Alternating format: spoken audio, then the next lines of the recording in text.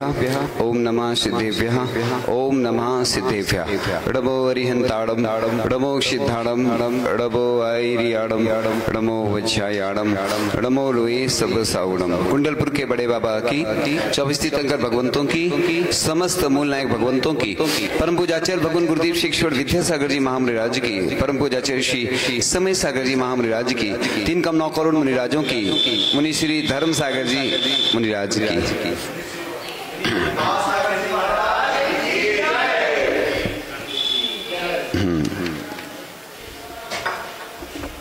मरवा है ना। छत्रत्रयं तब विभाति शशांक कांत मुचैस्थितं स्थित भानुकर प्रतापम मुक्त फल प्रकर विवर्ध शोभम प्रख्यापयति जगता परमेश्वरतम।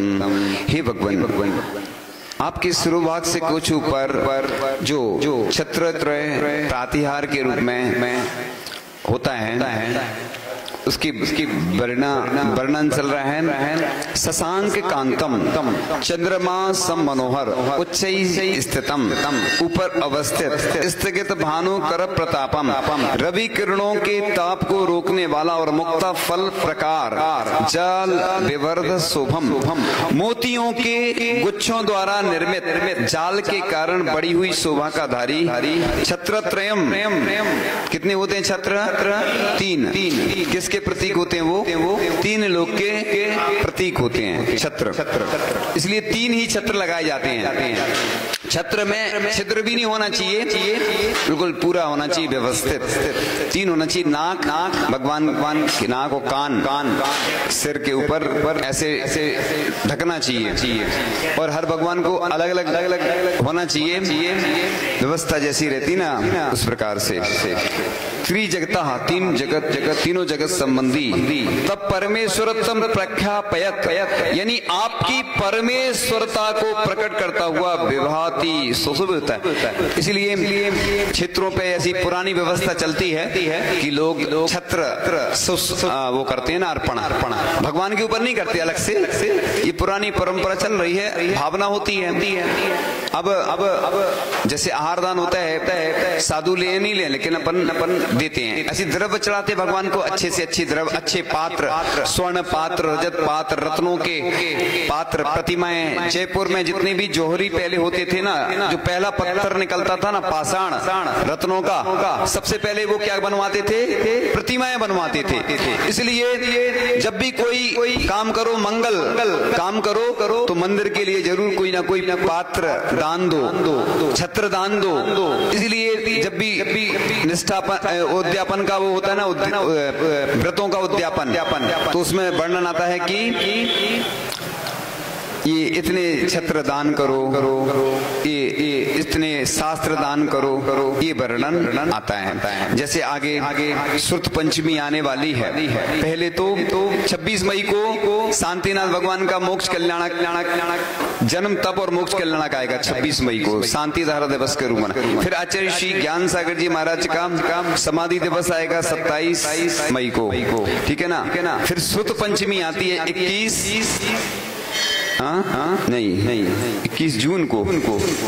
जून है 31 जून है या मई है इसमें? हाँ वो देखना पड़ेगा थोड़ा इसमें हमारे तो जून मई हाँ मई, क्योंकि वो पास ही में पड़ता ना, वो गल इसमें थोड़ा सा गलत। तो 31 ऐसे करके सुत पंचमी पे पूरे देश भर में, विदेश में भी सुत पंचमी मनाए अच्छे से। और क्या करें अपन उस दिन सटखंडागम जहाँ हैं ग्रंथ, उनकी पूजन आदि करें। सटखंडागम ग्रंथों की और पाठशाला के लिए भी विशेष आयोजन होना चाहिए। जिनवाणी अर्पण करें और शास्त्र सजाओ प्रतियोगिता नहीं करें, शास्त्र समारोह, पुराने ग्रंथों का जीर्णोद्धार करें। और ऐसे लोगों को पुरस्कृत भी करना चाहिए जो वर्ष भर पाठशाला में सेवा देते हैं, इसके साथ जिनवाणी की सेवा करते हैं। कई जगह तो ऐसे ग्रुप भी बने हैं जिनवाणी सेवा के लिए। भोपाल में दिखाता हमने।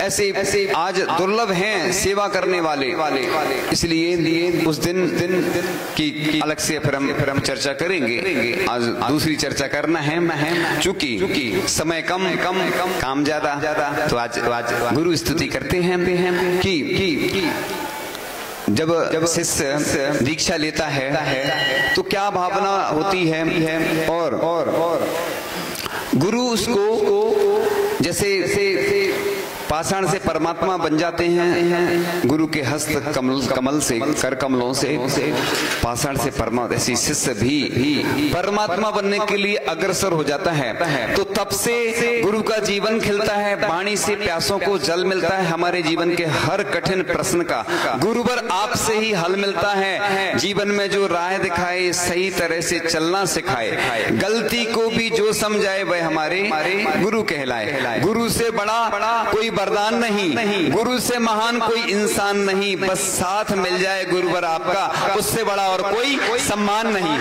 तो बस गुरु इसलिए कभी अपन को सम्मान की भावना नहीं रखना। सम्मान कितना सा मिलता है, छोटा सा। लोगों को लगता है तुम काम अपने आप करोगे ना। एक बार एक जगह मंदिर बन रहा था तो महाराज जी ने नियम दिया सम्मान का त्याग करो। कई लोग कहते हैं हम सम्मान नहीं कराते। तो ऐसे ही सम्मान तो उस जो काम अच्छा करोगे ना, तो अपने आप वो पूरी दुनिया में प्रसिद्धि फैल जाती है। आजकल तो ऐसे माध्यम है, आपको सब मालूम है कि कोई भी चीज है दुनिया में, अच्छी भी फैल जाती है, बुरी भी फैल जाती है। इसलिए तो पग पे बहुत सावधानी रखने की आवश्यकता है। तेरी दो आंखें तेरी और हजार, इसलिए हम बहुत सावधानी रखते हैं, प्रयास करते हैं हर काम में कि जिससे कुछ भी ऐसा नहीं हो। और हमने देखा है जितनी हम विशुद्धि बढ़ाते हैं, शुद्धि विशुद्धि से अपने आप सब काम होते हैं। क्योंकि बीच में शुरू में दीक्षा होती है तो बहुत आनंद सा आता है, फिर धीरे धीरे दुनिया में और चीजों में लगते जाते हैं, तो फिर थोड़ा सा अंतर आ जाता है। लेकिन कभी भी विपरीत परिस्थितियां मिलती हैं तो उसमें सबसे ज्यादा समता रखनी होती है। सबसे परीक्षा अपनी कठिन तभी होती है कि चाहे साधु संत विहार कर रहे हो, ग्रीष्मकालीन तपन हो। और हम तो इसलिए प्रेरणा देते हैं कि आज लोग सेवा करने वाले कम होते जा रहे हैं। पाठशाला, गौशाला, मंदिर में नाम के लिए बस पद ले लेते हैं लोग।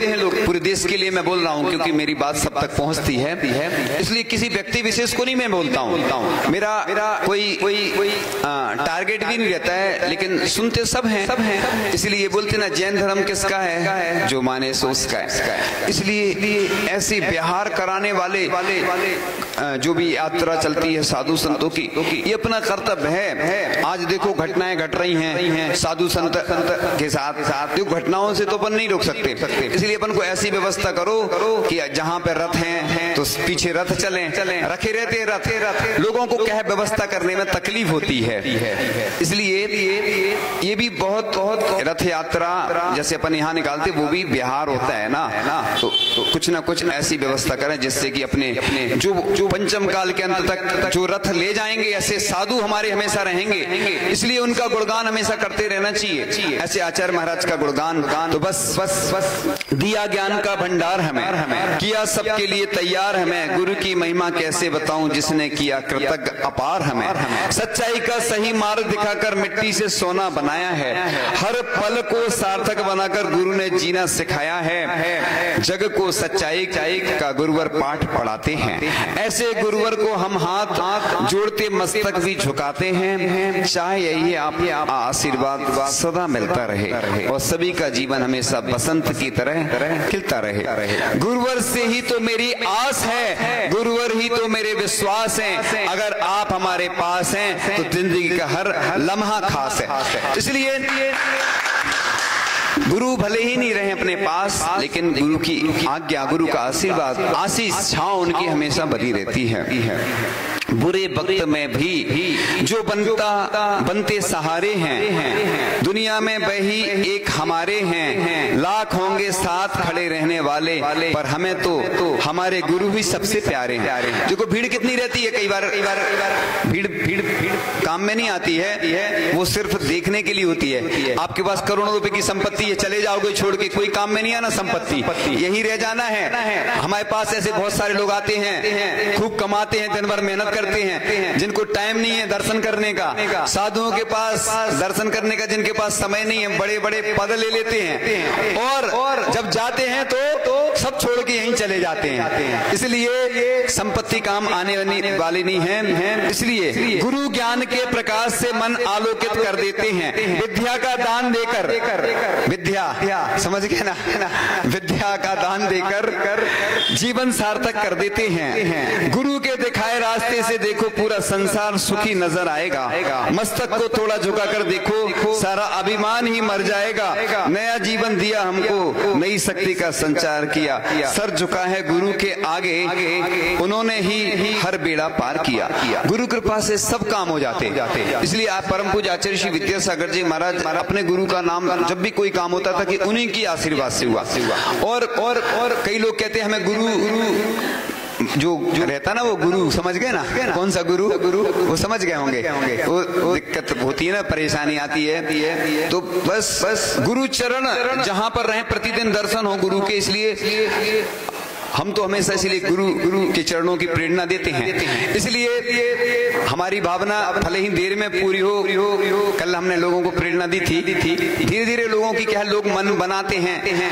लोगों का पैसा खूब है, मन नहीं रहता है। इसलिए हमें ऐसे पैसे वालों की कोई जरूरत नहीं है। हमें चाहने अच्छे दिलेर आदमी है ना, कंजूस आदमी हमें नहीं चाहिए। हमारे पास तो ऐसे दिलेर आदमी हो, वही हमारे सही पुण्यार्जक है। इसलिए हम दिलेर, हम पुण्यार्जक है, महापुण्यार्जक हम हैं। इसलिए हम प्रेरणा देते हैं, दान करते हैं। तुम तो दान करते हो तो चाह रखते हो कि हमारा नाम हो जाए, हमें प्रसिद्धि मिल जाए। हमें प्रसिद्धि की जरूरत नहीं, क्योंकि हमें दुनिया के सबसे बड़े आचार्य महाराज ने नाम दिया है। इसलिए मुझे इतना बड़ा पद दे दिया कि आचार्य जी को कोई उपाधि दे रहा था एक बार सागर में शायद, तो आचार्य जी को मालूम चला, उन्होंने कहा मुझे किसी उपाधि की जरूरत नहीं, मेरे गुरु ने मुझे जो पद दिया है, दुनिया का सबसे बड़ा पद दिया, मुझे किसी उपाधि की जरूरत नहीं है। इसलिए देखो आचार्य जी की प्रसिद्धि ऐसे ही फैलती गई, नाम अपने आप। इसलिए तुम गुरु जी के चरण, पूरे देश के लोग सुन रहे हैं मेरी बात, पूरे विदेश में भी सुन रहे हैं। मेरी भावना है कि आप तो बस भावना बनाओ, सब हो जाएगा। चरण आचार्य जी के जरूर विराजमान करवाना। लोगों ने कई बार सुनाया ना, हमने पहले भी बताया कि आचार्य जी के चरण से बहुत अतिशय हो रहे हैं। मैं बार बार वही बात नहीं बताऊंगा, लेकिन आप सुन लेना। आचार्य जी के चरण, वो चरण नहीं है, वो तो आचार्य जी ही है हमारे साक्षात। क्योंकि अब जैसे भगवान मोक्ष चले गए, लेकिन हम उनकी प्रतिमा विराजमान करते हैं। आज लोगों को ख्याति पूजा लाभ चाहिए, कोई कहीं प्रसिद्धि मिल रही हो तो तुरंत इन्वेस्टमेंट करते हैं। जमीन अच्छी मिल रही हो तो जमीन में कार मिल रही हो, मोबाइल मिल रहा हो, कोई संपत्ति मिल रही हो तो उसमें तो आनंद आता है। और चरण की बात आती है तो दूर हो जाते हैं हमारे गुरु चरण। वही शरण है हमारे, वही गुरु हैं। इसलिए आप भले ही मिलके करना, सब मिलके करना, भावना तो बनाओ, सब काम हो जाता है।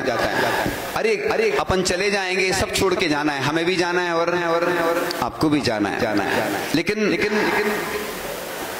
काम ऐसा करो कि नाम अमर हो जाए तुम्हारा। जैसे हमारे गुरु जी का नाम अमर हो गया। उनने कभी नहीं कहा, देखो आचार्य जी के कीर्ति स्तंभ बनाए जा रहे थे संयम स्वर्ण महोत्सव में। आचार्य जी को मालूम चला तो उन्होंने बिल्कुल मना किया कि ये राशि तुम गरीबों को लिए कुछ उपयोग करते।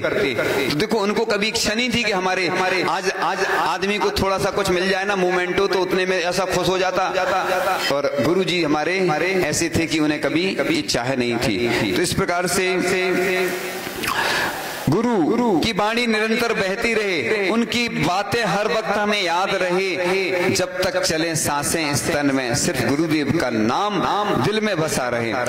तब जब जगत तुमसे मुंह मोड़ ले और बिगड़ने लगे हर बात, फिर भी साथ मेरे गुरु खड़े रहें, चाहे जो भी हो हालात। गुरु हमेशा साथ देते हैं मुसीबत में।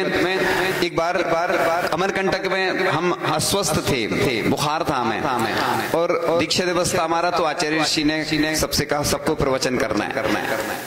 और एक महाराज जी थे, तो उन्होंने भी कहा धीर सागर में समाधि, तो उन्होंने कहा हम तो कर लेंगे प्रवचन। उनको भी बुखार था और हमें भी था। मैंने सोचा, मैं बातों में जल्दी आ जाता किसी की भी, तो मैंने भी सोचा कि जब ये करेंगे तो अपन भी कर लें, कूद जाओ मैदान में। मैदान में कूद गया। अब बुखार में मैं सब भूल गया, प्रवचन करना उतना जानता नहीं था, ज्यादा एक्सपर्ट नहीं था मैं। अभी भी मैं एक्सपर्ट नहीं हूँ, लेकिन अब हुआ यूं कि सब भूल गए, बुखार में भूल जाते। तो आचार्य ने फिर कहा ये भाव सागर जी हैं, आप इनके भाव समझिए। आप भी छोटे छोटे महाराजों से बोल देते हैं, है ना। तो मैंने सोचा उसी समय कि देखो, जब शिष्य लड़खड़ाता है तो गुरु उसको संभाल लेते हैं। इसलिए गुरु कितने महान होते हैं। देखो मैं सामने सोच रहा था कि देखो गुरु ने मुझे थाम लिया। इसलिए मैं हमेशा गुरु के उपकारों को याद करता रहता हूँ, क्योंकि गुरु से बड़ा कोई नहीं होता जिंदगी में। जब भी मुसीबत आती है तो वही साथ देते हैं। इसलिए मैं कहता हूँ अरहंत संत और ग्रंथ का हमेशा याद रखना, हमेशा, क्योंकि उनके उपकारों को कोई चुका नहीं सकता।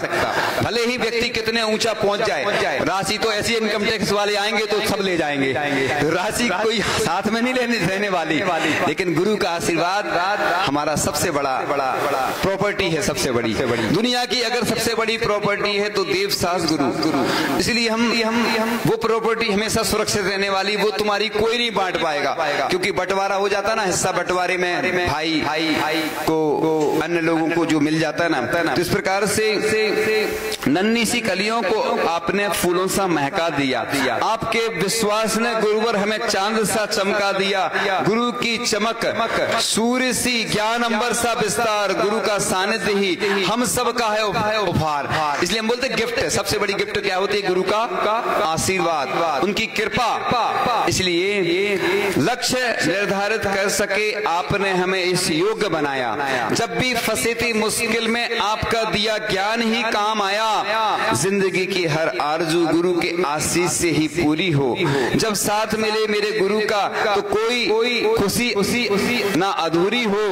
मेरे गुरु ने मुझे समझाया हर बार है कि जो मुश्किलों का अंबार है यही तो हौसलों का मीनार है। ऐसे गुरु को बारंबार नमस्कार है। हौसला हमेशा रखो, इसलिए कमजोर मत बनो, क्योंकि इसलिए मुझे विकल्प तो होते हैं कई बार कई चीजों को लेके, लेकिन हौसले मेरे मजबूत होते हैं गुरु के आशीर्वाद से। गुरु ने अहम को त्यागना बताया, हमने भी अब संतोष को है अपनाया। जब से गुरुवर आपका सानिध्य है पाया, जीवन की पाठशाला में हर बार प्रथम आया, है ना। जीवन की पाठशाला है ये, मुसीबतों की पाठशाला।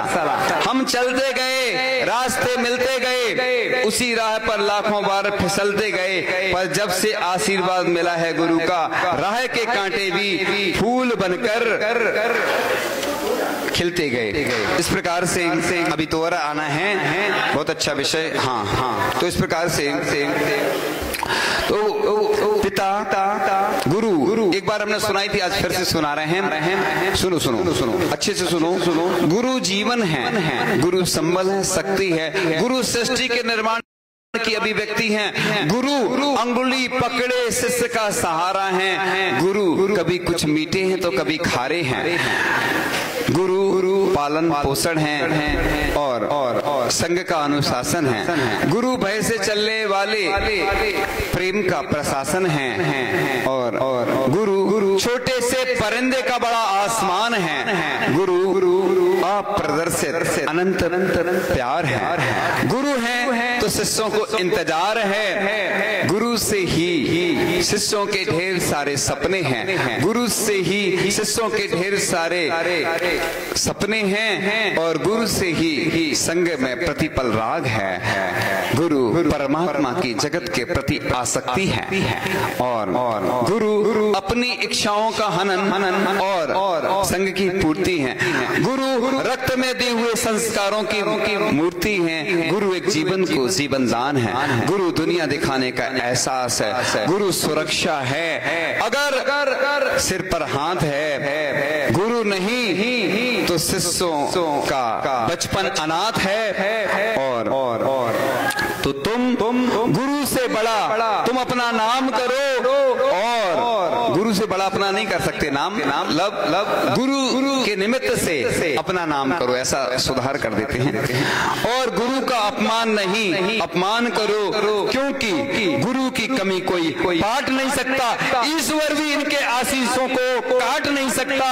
और गुरु की सेवा ही सबसे बड़ी पूजा है। विश्व में किसी भी तीर्थ की यात्रा करना हो, यदि शिष्य के होते हुए गुरु असमर्थ हैं, वो खुश नसीब होते हैं गुरु जिनके साथ होते हैं, क्योंकि गुरु के आशीषों के हजारों हाथ होते हैं। इसलिए बल्कि हजारों नहीं, लाखों करोड़ों हाथ होते हैं गुरु के। इसलिए गुरु बहुत उपकार करते हैं। इसलिए गुरु के उपकारों को कोई चुका नहीं सकता। इसलिए मुनि श्री धर्मसागर जी महाराज ने आचार्य श्री के लिए कुछ पंक्तियां लिखी थी। दादा गुरु ज्ञान सिंधु की, धर्म गुरु ने की गुरु सेवा, अथक अमलान और दिल से रहे तत्पर गुरु देवा। न चाहे बदल में कुछ भी करे कर्तव्य बस अपना, स्वामी करते बुद्धि से सदा बचते इन्हें देखा। और इसके आगे की पंक्तियां, शरद पूनम का उजियारा, सारी जगती पे थे छाया, सद लगा के आंगने में पूर्ण चंदा उतर आया। हुए पुलकित नयन सबके छाई खुशियां हर एक मन में, द्वितीय पुत्र संग सबने अद्वितीय संत भी पाया। पाके विद्या गुरुवर को ये सारी धरती हर साई, शरद पूनम की रोशन रात ने भी अमरता पाई। ज्ञान सूरी के चेले अकेले और अलबेले, चरित्राकाश के सूरज करे रोशन रूहे भाई। इस प्रकार से इस तिथि में जो अतिथि बने, जिस दिन दीक्षा होती है उस दिन लंच और मंच दोनों बदल जाते हैं। इसलिए दीक्षा दिवस सिर्फ उसी दिन नहीं मनाना, कभी भी मना सकते हैं, क्योंकि आपको सब मालूम है।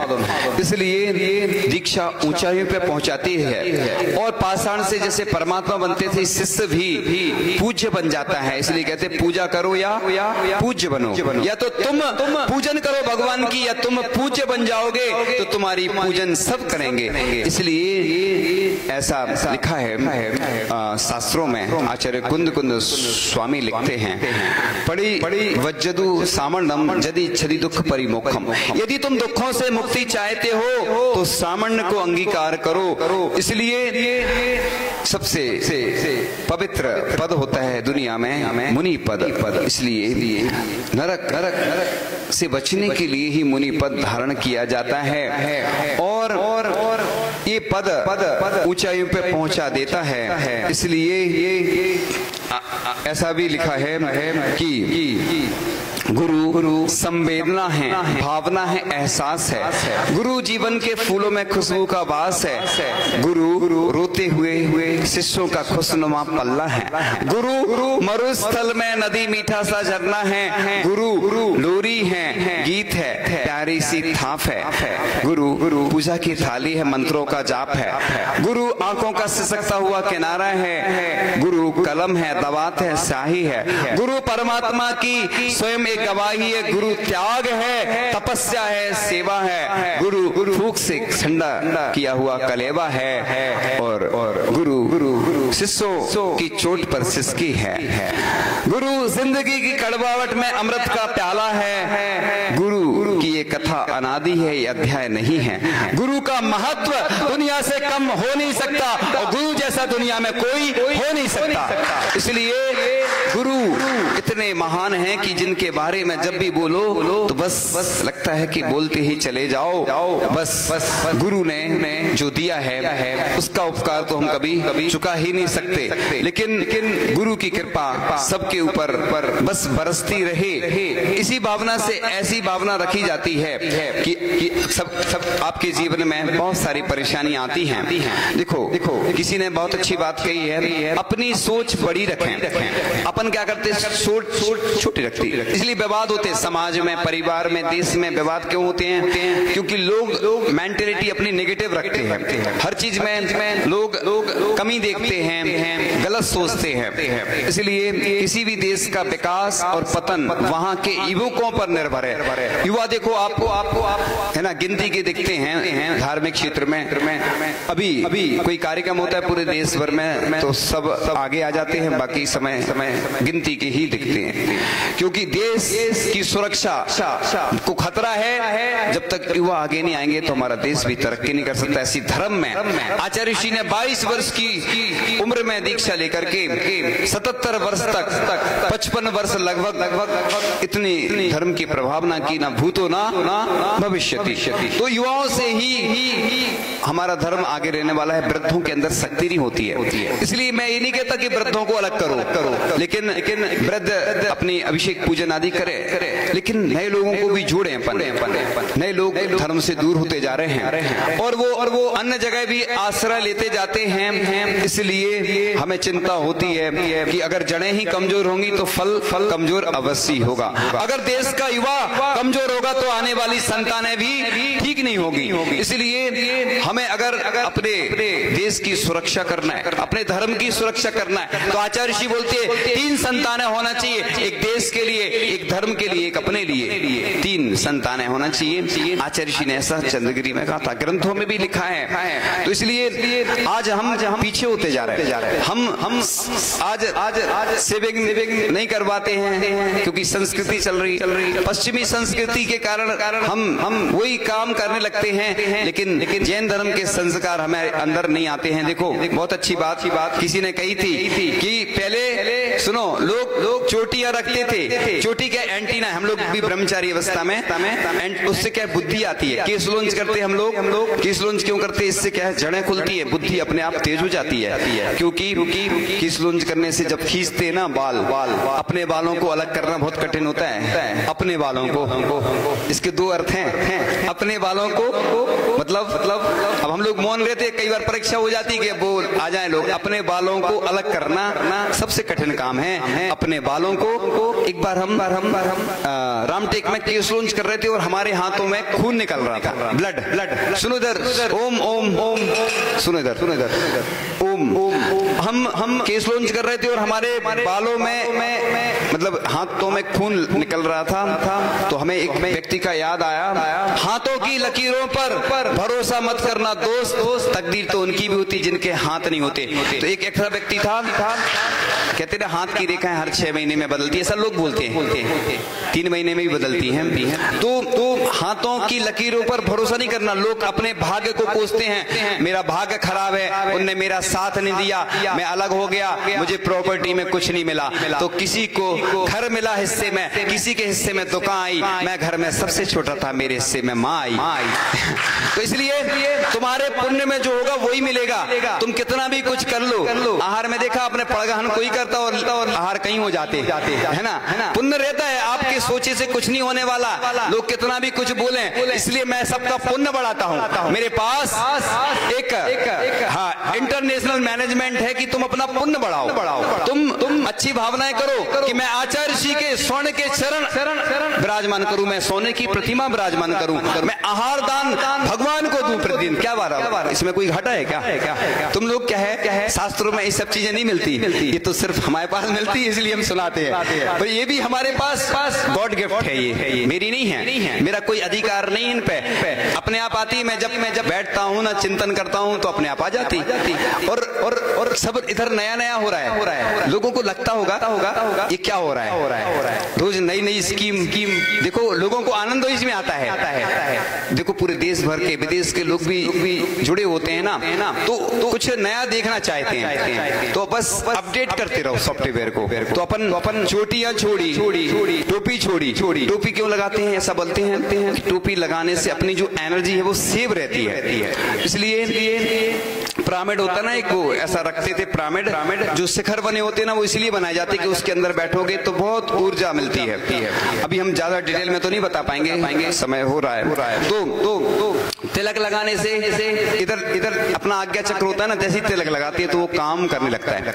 कई बार लोग बोलते हैं मिक्स क्यों सुनाते आप? अब आप ही थोड़ी सुनते, सब लोग सुनते हैं, तो एक बार में सब बता देते हैं। आजकल जमाना उसी का है ना कि मिक्स चलता ना पूरा। थोड़ा सा नया कुछ होना चाहिए। सब वही पुराना सुनते, हम भी कई बार सुना चुके ना, तो हमारे पास विषय तो वही रहता है, लेकिन अपडेट करते रहते उसको। इस प्रकार से लोग आज पश्चिमी सभ्यता के चक्कर में जीन्स पहनते हैं। जैसे जीन्स पहनने को मना नहीं है, लेकिन वो कई बार बताते धुलती नहीं है। कुर्ता पजामा शुद्ध पहन के आओ घर से, और धोती एक ऐसी परिधान है जो अभिषेक करता ना धोती पहन के, तो वो धोती जो रहती ना वो कई तरीके से पहनी जाती है। इसलिए तो महिलाओं ने भी बिछिया छोड़ी, चूड़ी छोड़ी, आदि है ना। ये सब क्या हो रहा है ना, लोगों को जो पश्चिमी सभ्यता है वो अपन देख के सीखते जाते हैं। संस्कृत छोड़ी, प्राकृत छोड़ी, हिंदी छोड़ी, श्लोक छोड़े, लोरी छोड़ी। पहले कभी भी कोई भोजन आदि बनाती थी महिलाएं तो वो पढ़ती रहती थी कुछ भी भावना। वैसे तो हम मना करते हैं कि थूक निकलता ना मुंह से,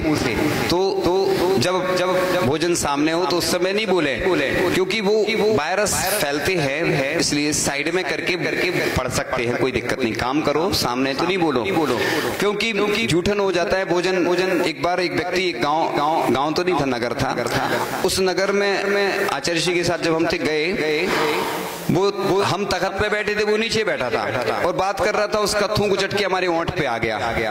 अब सोचिए, एक सच्ची घटना है, मैं इसलिए अपनी घटना खुद बताता हूँ। ये इसलिए अपन को जब भी आहार देते तो कुछ धोती बांध लो, मुंह में पट्टी बांध लो, कोई दिक्कत है उस उतनी देर के लिए। और अगर बांधने में घबराहट हो रही है, गर्मी है, तो साइड में करके बोलो। अब आगे चल रही थी कि चरण स्पर्श करना भी लोग भूल गए। अब महाराजों की तो ठीक है, लौकिक विनय भी लोग नहीं करते हैं। पहले लोग पैर छूते थे, अब घुटने छूने लगे, धीरे धीरे गला पकड़ेंगे सीधा, ऐसा लगता है हमें, क्योंकि संस्कृति बहुत बिगड़ती जा रही है। स्थितियां अलग होती जा रही हैं। अब तो लोग भगवान के भी दर्शन नहीं करते, क्योंकि बहुत सारी प्रतिमाएं रहती तो वैसे ही खड़े होके कर लेते। इसलिए तो बीमारियां बढ़ती जा रही हैं। ऐसा किसी ने कहा था कि स्टूल पे बैठते ना लोग शुरू से, बचपन से स्कूल में, घर में, डाइनिंग टेबल पे बैठते, तो वही आदत पड़ गई, इसलिए घुटने खराब हो जाते। डॉक्टर ने भी एक कहा था कि ऐसा कुछ नहीं है। डॉक्टर बोलते जरूर है कि तुम स्टूल पे बैठो, मंदिर में भी बैठते, किसी की मजबूरी है वो वाला। अब जिनवाणी नीचे रखी रहती है और अपन ऊपर, मतलब जिनवाणी से आप ऊपर हो गए। और कई बार तो महाराज जी मंदिर में बैठे रहते, लोग ऊपर स्टूल में बैठे रहते। आहार में भी ऐसे ही होता है कई बार। देखो मजबूरी का नाम अलग है, मजबूरी में कर रहे हो तो अभिनय वो अलग है। इसलिए जब भी कुछ हो तो अपन देख लो। साधु संतों के लिए उच्चासन इसलिए दिया जाता है कि हम नीचे बैठे, क्योंकि मुनिराज तो मालूम है आप लोगों को पंच परमेष्टि में आते हैं। इसलिए हम लोग भी देखो ध्यान रखते हैं आसन का, आपको मालूम है। गौर झामर की बात थी, मैं संस्मरण भी सुनाता चल रहा हूँ, दीक्षा दिवस भी मनाता चल रहा हूँ, श्रृंखला शुरू हो गई है। तो इस प्रकार से आचार्य श्री की अगवानी की मैं देवरी से तारीख कितनी थी, 2 मार्च के आसपास में, याद नहीं है, थोड़ी सी कंफर्म। दो हमें इतना उत्साह था आचार्य जी की अगवानी करने का। कई वर्षों बाद दर्शन हो रहे थे, तो आचार्य जी की अगवानी करने के लिए यहाँ से हमने बिहार किया। 18 किलोमीटर लगातार चले, कहीं नहीं बैठे हम सीधे चले, बिल्कुल यहाँ से चले देवरी से, और गौर झामर पहुंच गए शाम को। और उसके कारण से हमें रात भर नींद नहीं आई, दर्द होता रहा घुटने में। और चिंता भी रही कि अब अगवानी तो कर ही नहीं पाएंगे आचार्य जी की, अब क्या करें। तो सुबह से जैसे तैसे करके उठ गए, धीरे चले। तो आचार्य जी तो अत्सकारी थे ही, और आचार्य जी की अगवानी होना थी, तो आचार्य जी की खबर मिल गई कि आ रहे हैं, वो प्रवेश होने वाला है। तो चल बढ़ते गए कदम, थोड़ा सा ठीक हो गया, और फिर आचार्य जी के दर्शन किए, और आचार्य जी के दर्शन करते ही जो और भी तकलीफ थी वो ठीक हो गई, और ठीक होने के बाद पहुंचे तो आचार्य जी खेत में बैठ गए, और एक पाटा था 2x2 का, देखा है आपने 2x2 का पाटा रहता ना, जो 1 इंच ऊंचा। आचार्य जी उसमें बैठे हुए थे पाटे पे, और आचार्य जी बोलते हैं हम लोगों से, उस समय 6 महाराज जी थे हम लोग, तो आप लोग पाटा ले लो, पाटा।